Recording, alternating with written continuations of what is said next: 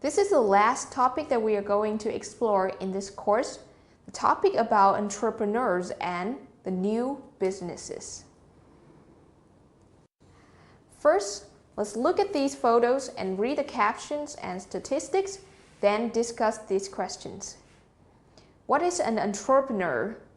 How many people around the world want to start a business? How many of these businesses will be started? And would you like to start your own business? Try to explain it. Post your answer on the forum and discuss with other people.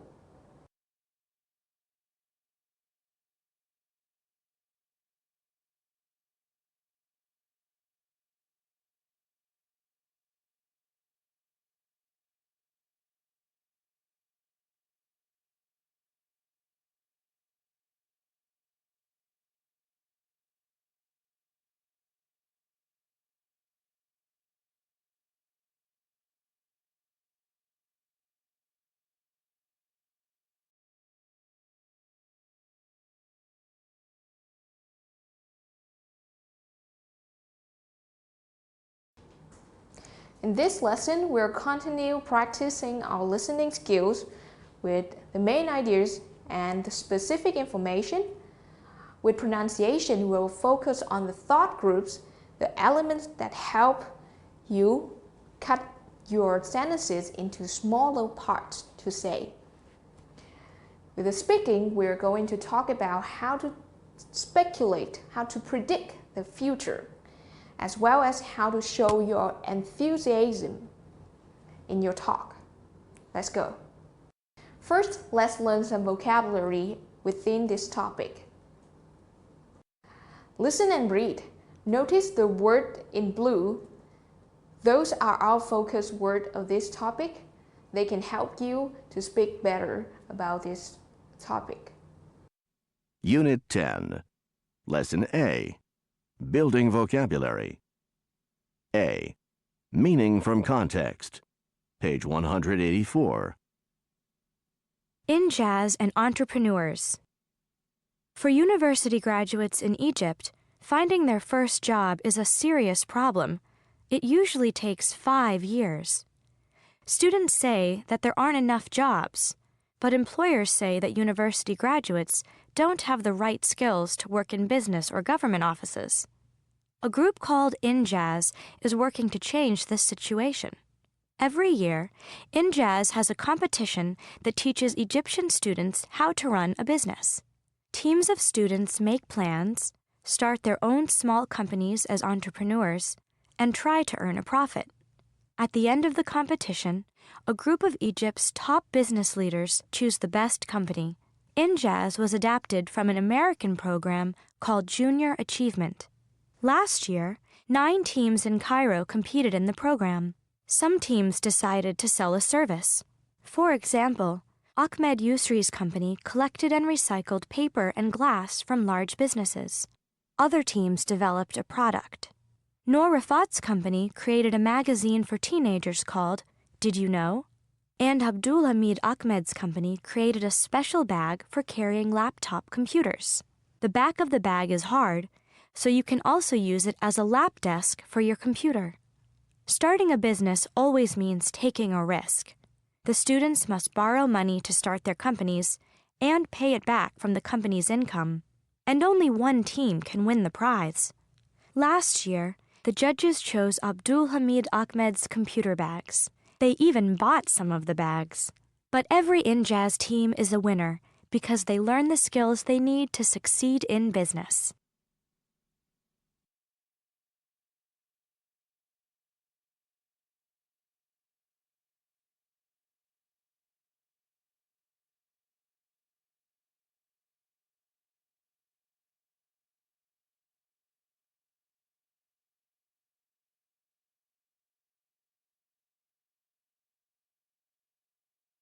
Match each word in blue with the definitions.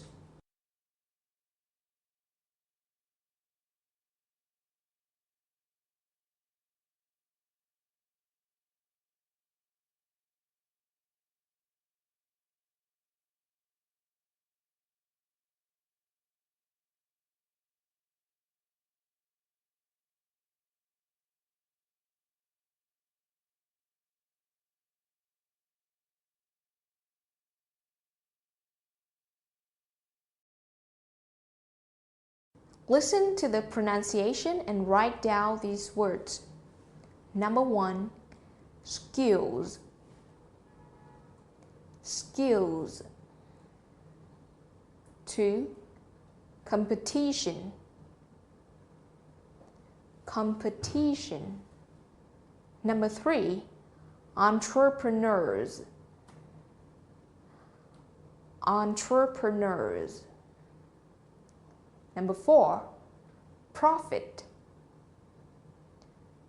Profit. Number 5, service. Service. Number 6, product. Product. Number 7, created. Created. Number 8, risk. Risk. Number 9, income. Income. Number 10, succeed. Succeed.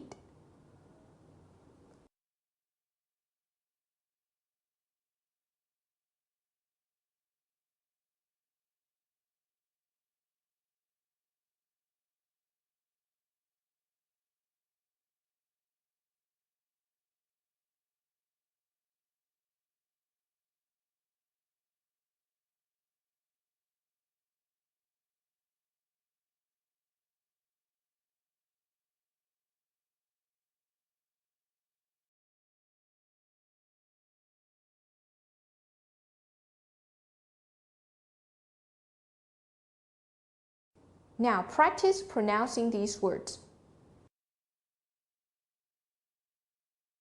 Read this conversation and fill in each blank with the correct form of a word. Remember, you may have to change the form of the word.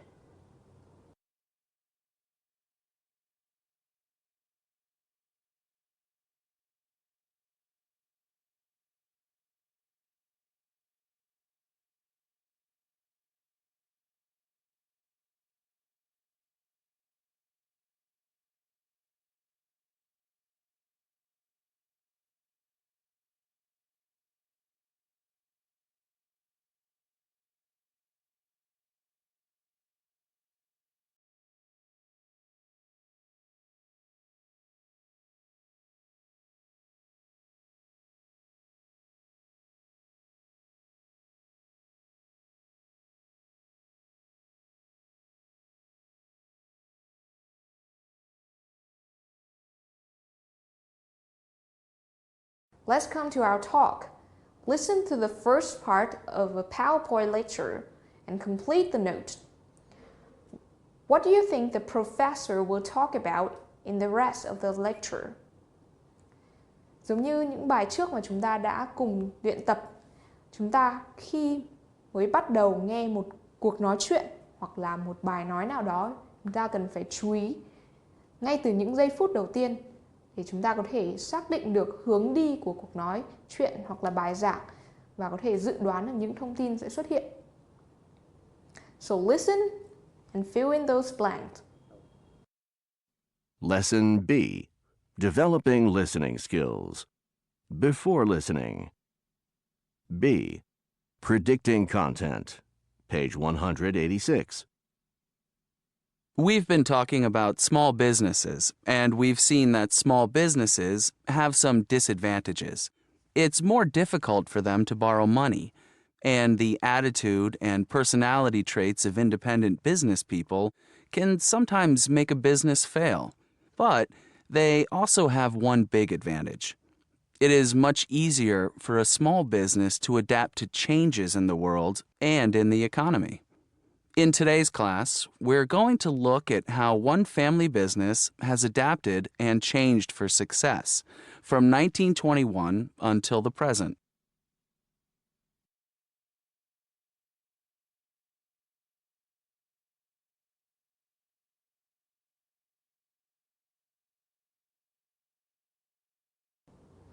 Now, Listen to the full lecture and answer the questions. Choose the correct main ideas. Listening, a PowerPoint lecture.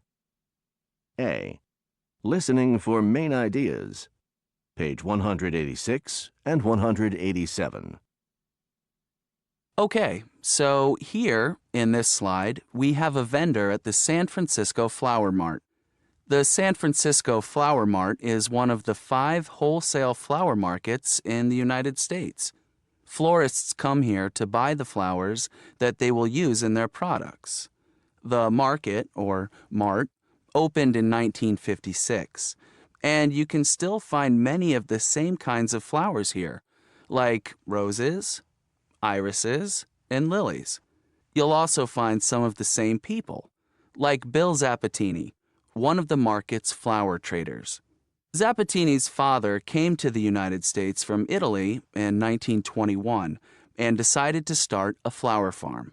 He took a big risk, but he was a skilled farmer, and the family business was very successful from the beginning. California is the perfect place to grow flowers, as we can see in this slide. The weather is warm and sunny, and there is water available for the fields. Later, the Zapatinis joined with other flower growers and formed the San Francisco Flower Growers Association in 1926 to work for better profits. The Zapatinis' farm did well even in the 1930s. Most people had very low incomes then, but they still bought flowers. Bill Zapatini says that when life is difficult, people want to buy a little goodness and happiness to put on the table. I think I agree with him on that. Okay, then, in the 1960s, Bill Zapatini moved into a new area of business, flower distribution.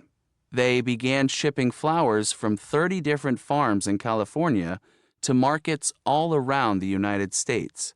Bill Zapatini even had a daily radio show.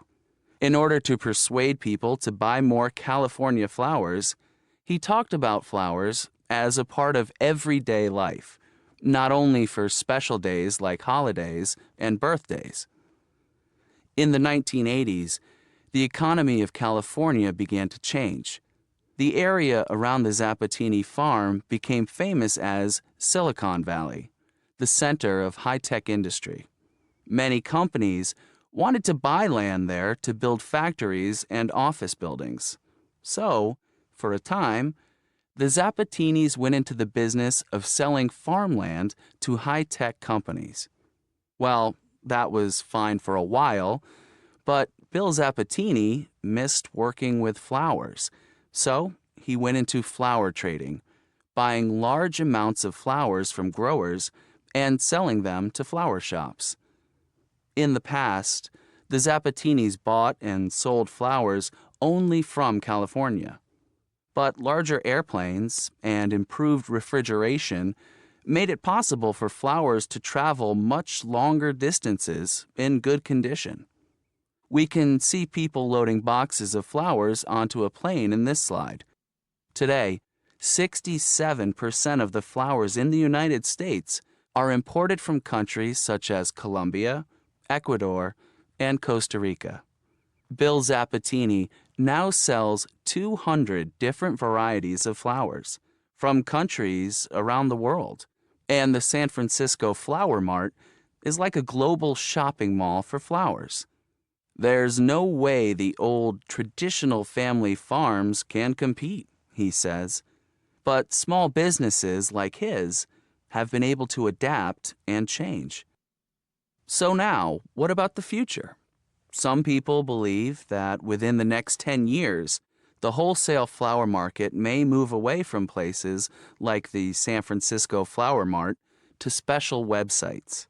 If that's true, we can be sure the Zapatinis will adapt once again. The next Zapatini business could be entirely online. They might click to buy 10,000 orchids in Singapore and click 5 minutes later to sell 2,000 orchids in New York.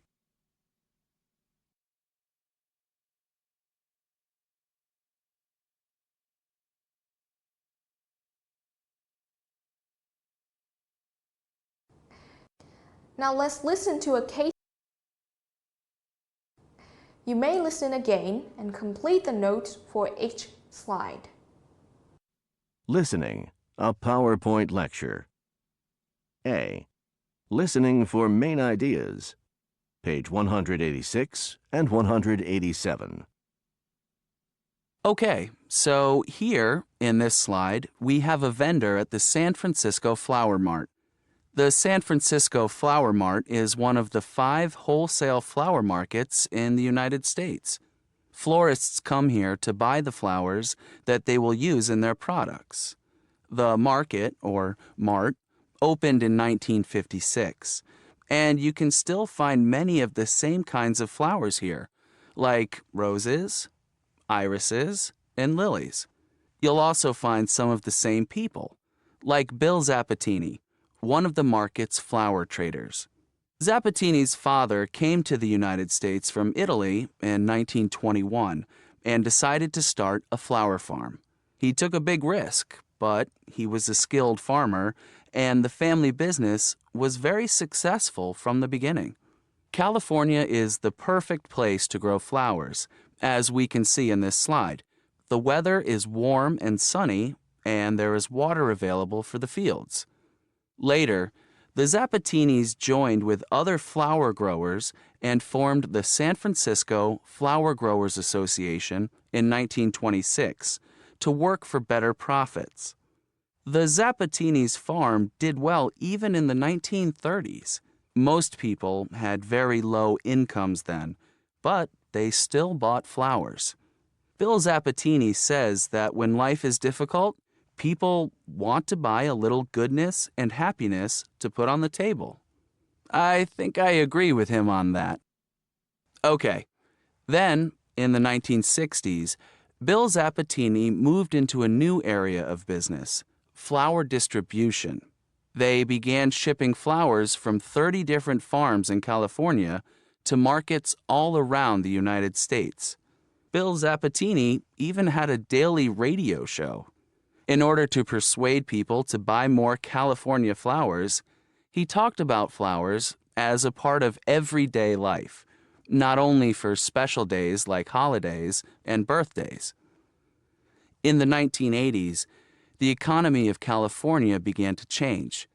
The area around the Zapatini farm became famous as Silicon Valley, the center of high-tech industry. Many companies wanted to buy land there to build factories and office buildings. So, for a time, the Zapatinis went into the business of selling farmland to high-tech companies. Well, that was fine for a while, but Bill Zapatini missed working with flowers, so he went into flower trading, buying large amounts of flowers from growers and selling them to flower shops. In the past, the Zapatinis bought and sold flowers only from California. But larger airplanes and improved refrigeration made it possible for flowers to travel much longer distances in good condition. We can see people loading boxes of flowers onto a plane in this slide. Today, 67% of the flowers in the United States are imported from countries such as Colombia, Ecuador, and Costa Rica. Bill Zapatini now sells 200 different varieties of flowers from countries around the world, and the San Francisco Flower Mart is like a global shopping mall for flowers. There's no way the old traditional family farms can compete, he says, but small businesses like his have been able to adapt and change. So now, what about the future? Some people believe that within the next 10 years, the wholesale flower market may move away from places like the San Francisco Flower Mart to special websites. If that's true, we can be sure the Zapatinis will adapt once again. The next Zapatini business could be entirely online. They might click to buy 10,000 orchids in Singapore, and click 5 minutes later to sell 2,000 orchids in New York.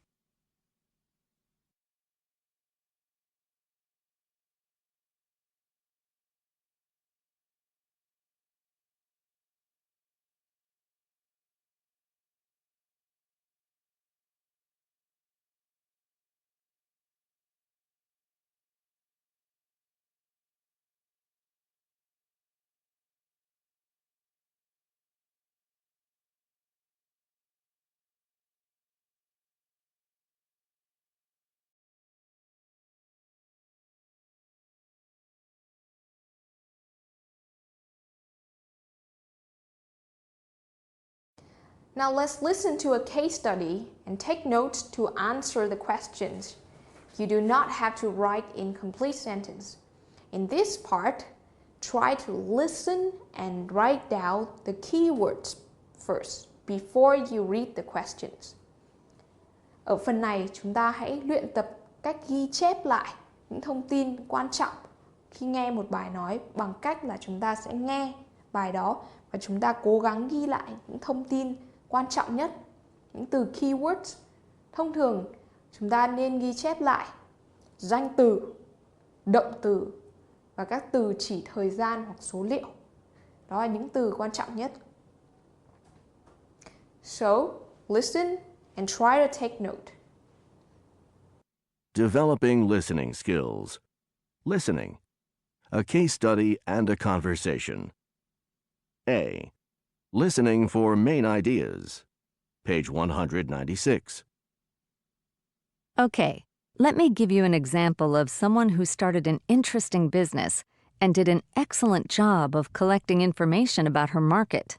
Here's an article in the newspaper about a 16-year-old girl in Malaysia named GN.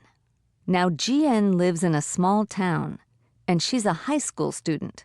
And after school, she runs an online business to sell beauty products to teenagers in small towns in Malaysia. Every day when she gets home from school, she goes online to check for new orders. Then she packages the products that people ordered and takes the boxes to the post office herself. It's a lot of work, but her profit is up to $1,500 every month. Not bad, huh? GN's secret is that she knows her market very well. Before she started, she did surveys of all her female classmates and friends to collect information. She asked if they would buy beauty products online and about beauty products they couldn't find in their towns. And she recently hired an assistant to answer questions from customers while she's in school. With all this information about her market, GN can predict exactly what her customers want to buy. GN is very proud of her business. After she finishes high school, she will probably study business administration in college. She also wants to find new products overseas, and she may take a trip to Taipei. In the future, she could set up a real store in her town. Her experiences can teach us a lot about business success. So let's discuss this.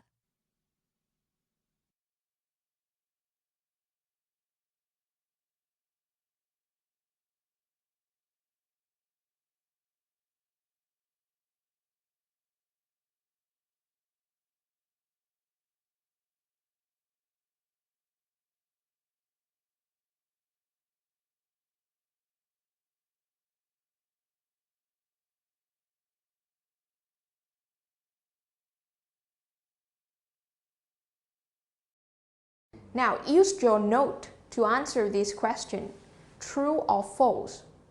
What are the wrong answers? Can you base on your note to answer these questions?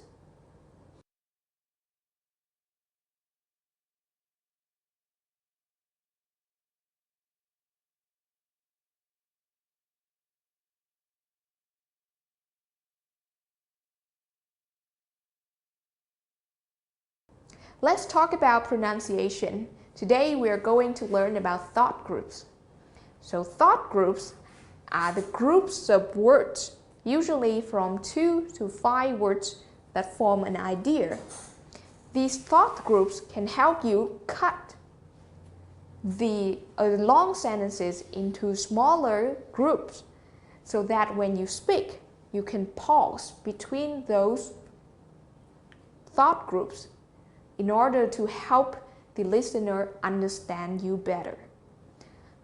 Ở trong tiếng Anh hay giống như trong tất cả những ngôn ngữ khác thì khi chúng ta nói, chúng ta không thể nói liền một mạch mà chúng ta sẽ thường phải ngắt nhịp nói. Ở trong tiếng Anh thì chúng ta có thể ngắt nhịp theo thought groups.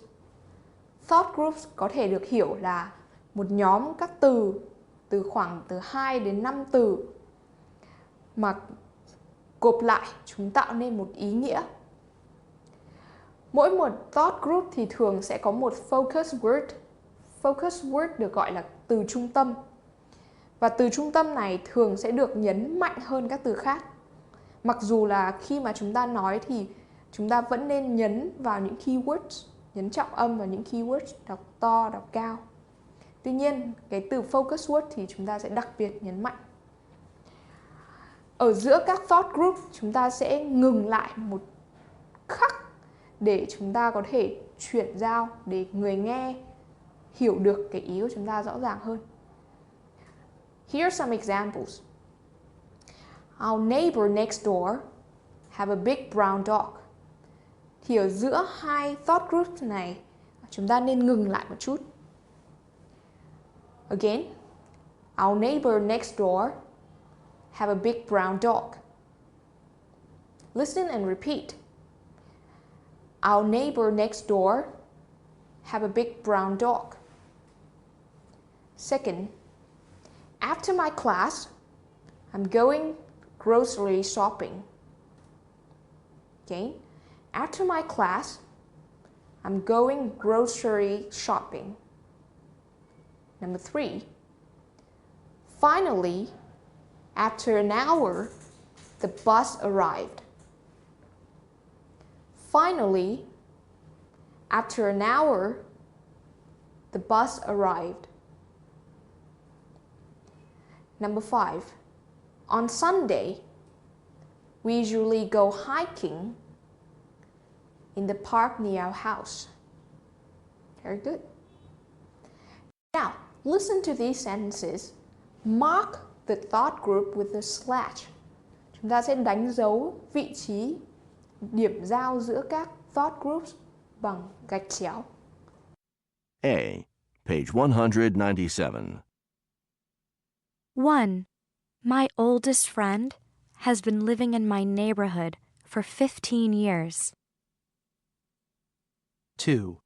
Josh and I are going home after lunch. 3.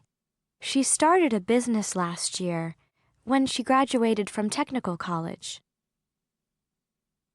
4. You have to speak in English for 5 minutes to pass the test. 5. There's a beautiful red bird singing in the tree. 6. There's an article in the newspaper about the 16-year-old girl in Malaysia. 7. Her experiences can teach us a lot about business success. 8. She might study business when she goes to college.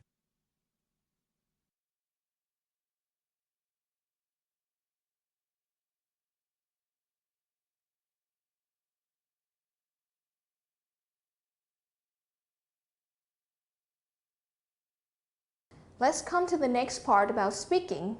We are going to visit some spoken English and some presentation skills. Look at these two sentences.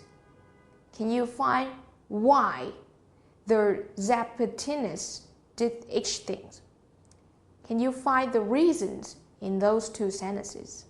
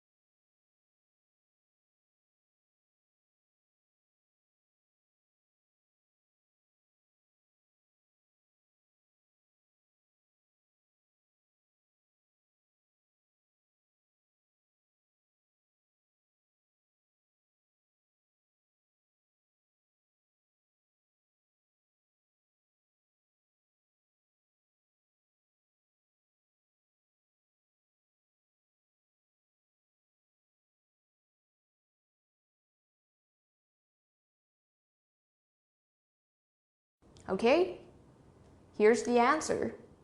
The reason will be shown in the phrase to work for better profits.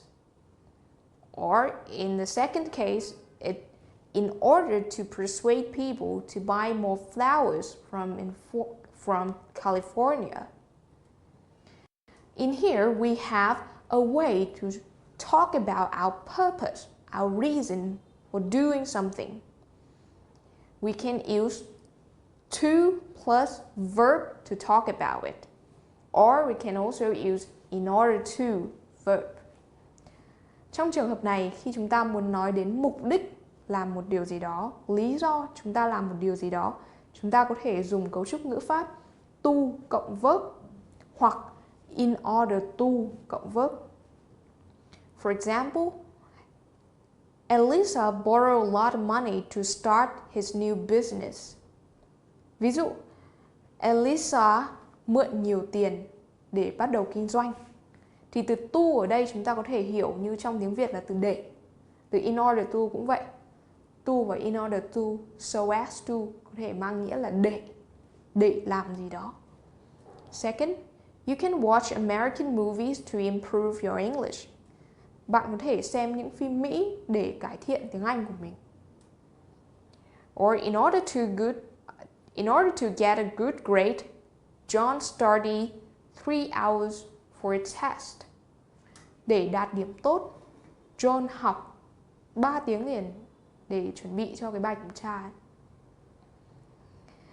It can comes the infinitive with to and verb, it can comes at the beginning or in the middle of the sentence. Cấu trúc này chúng ta có thể đặt ở đầu hoặc là đặt ở giữa câu để làm gì đó. For example, they used signs on buses to advertise their product. Or, to advertise their product, they used signs on buses. Now, in English, sometimes we need to talk about the future or speculation. Đôi khi chúng ta cần phải nói về những cái dự đoán của mình. For example, what do you think these things will be like in 5 years from now or 10 years from now? You may say the computer might something plus verb. Computer might. Đằng sau chúng ta để một động từ nguyên thể. Động từ nguyên thể ví dụ như là verb like the computer might become much better. Or number 2, the stores may. What do you think? What the stores may be like in the next 10 years. And number 3, the businesses could. What do you think? So we can use may, we can use might, we can use could to talk about speculation. Chúng ta có thể sử dụng may, might, could để nói về những dự đoán của mình. For example, Latasha may start her own business after graduation. Latasha có thể sẽ bắt đầu khởi nghiệp sau khi mà đã tốt nghiệp. She might sell her t-shirt designs in store. Cô ấy có thể sẽ bán những cái áo phông thiết kế của mình trong những cửa hàng. She could be very successful. Cô ấy có thể sẽ trở nên rất là thành công. We use may not and might not when we talk about the things that maybe will probably not happen in the future. But we cannot use could not. For example, Martin may not or might not go to college next year. Martin có thể sẽ không vào đại học năm sau. But we couldn't say Martin could not go to the college next year. Chúng ta không thể nói Martin could not go to the college next year bởi vì nó sẽ mang một ý nghĩa khác. Nó sẽ mang là Martin không thể vào đại học, nghĩa là không có khả năng vào đại học vào năm sau. When we speak, you have to show enthusiasm for your topic. It means that you have to show that you are excited, you are interested in what you are saying. When you show your enthusiasm for your topic, you are presenting or role-playing, your audience will be more engaged. Khi chúng ta nói, chúng ta cần phải thể hiện ra sự nhiệt tình, sự vui vẻ của mình khi mà chúng ta nói. Vì vậy, chúng ta có thể sử dụng một số những kỹ năng sau để thể hiện sự nhiệt tình của mình, để có thể làm cho bài nói của mình cuốn hút hơn. Chúng ta có thể thể hiện qua facial expressions, biểu cảm khuôn mặt, body language, ngôn ngữ cơ thể, or the intonation going up and down, hoặc có thể thể hiện qua ngữ điệu của giọng. Now watch the video below and pay attention to the speaker's facial expression, body language, and intonation. Tell me, what can you learn from that video?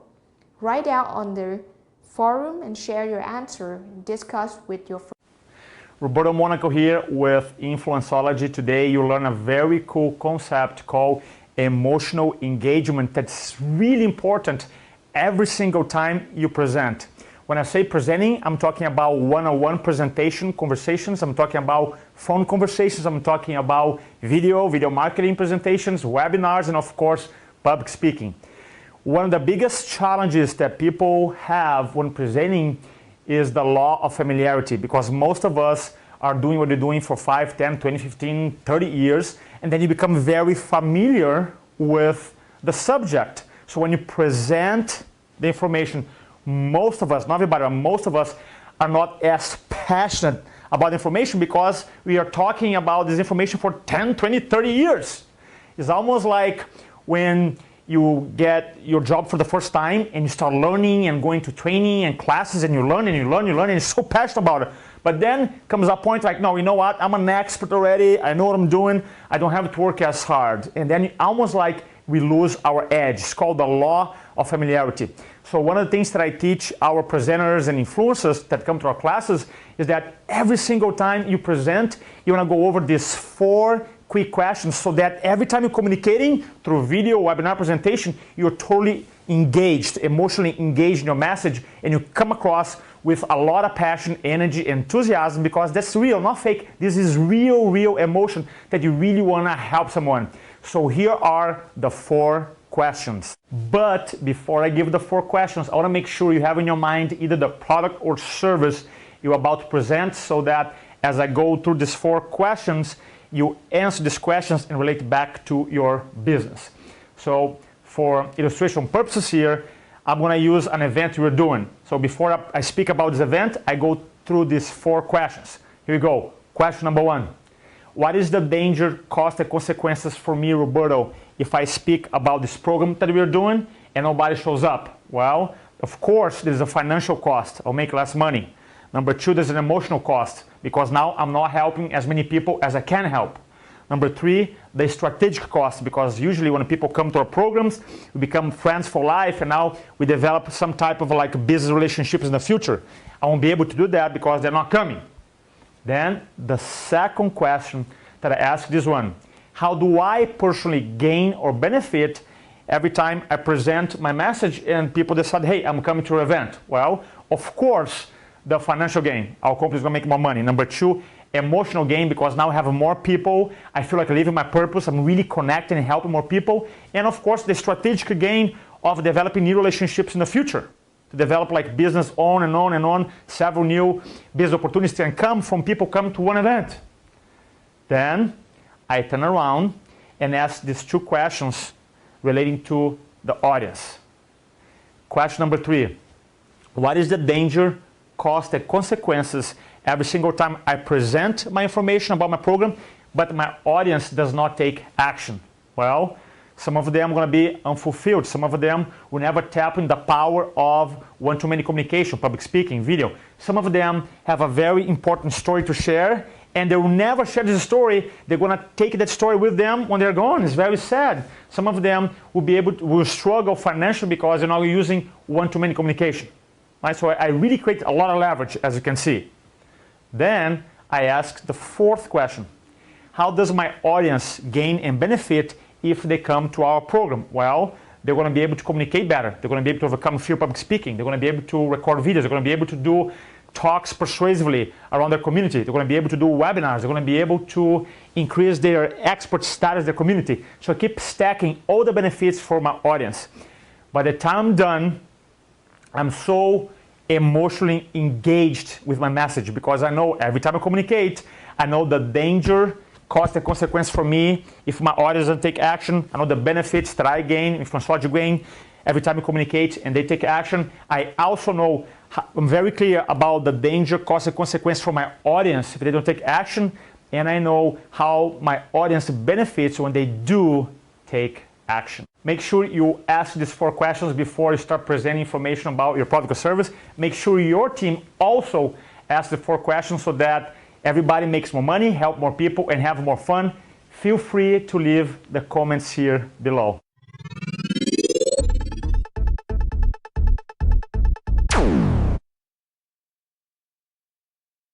Let's do some practice. Choose a simple thing, then try to talk about it enthusiastically. Use your voice, your emphasis, your body language to make it seem like the most exciting in this universe. Bạn có thể chọn bất cứ một thứ gì đó quanh nhà mà mình biết nhiều về thứ đó và mình cảm thấy là mình có thể nói một cách hào hứng về thứ đó. Và hãy sử dụng giọng nói của mình, sử dụng những cách nhấn âm, sử dụng những ngôn ngữ của cơ thể và những biểu cảm của nét mặt để nói về cái đồ vật đó. Và hãy làm cho nó trở nên thú vị. You can video the speech and then post it on the forum. Share with other people. Now, in this lesson, we have learned some vocabulary about business. We have learned some pronunciation regarding thought groups, where you have to cut your long sentence into smaller parts and pause between. We have talked about how to speculate the future and show enthusiasm for your topic. I hope that you enjoyed the lesson today. Thank you very much for listening. In this course, we have covered the topics of staying healthy, energy, in the brain, and the entrepreneurial and businesses. Hopefully that these topics bring you more vocabulary as well as more skills within the speaking and listening skills. I wish you a good learning journey, and I'll see you in the other course.